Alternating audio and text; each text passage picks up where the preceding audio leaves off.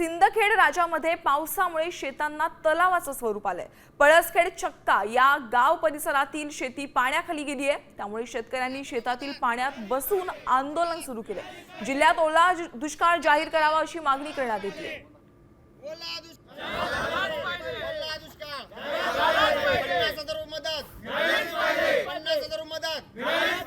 मुख्यमंत्री साहेब, शेतकऱ्याच्या व्यथा ऐका। या शेतकऱ्याचा 100% नुकसान झालेलं आहे। शेतकऱ्याला मदत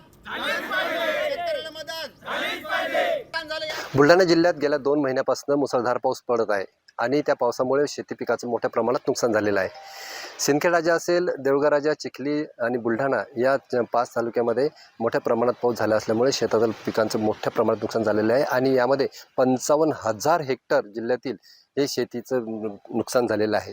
त्यामध्ये कापूस, मूग आणि मका आणि हरभरा किंवा आणखी इतर पिके जे असतात ते खरीपाचे सगळे नष्ट झालेले आहेत। आपण पाहू शकतो एका शेतामध्ये आलेलो आहे। सिंदखेड राजा तालुक्यातील एक पळसखेड चक्का या गावातील हे शेतकरी आहेत। त्या शेतामध्ये पाहिलं तर 7 पूर्ण पाणी तलावाचं स्वरूप आलेलं आहे।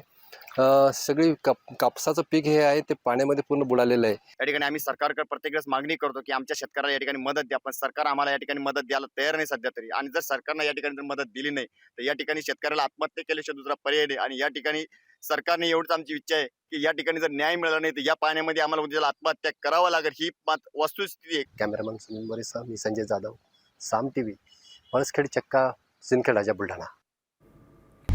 आता isakal.com आहे देशातील नंबर 1 ची मराठी न्यूज वेबसाईट। प्रत्येक अपडेटसाठी isakal.com ला नक्की भेट द्या।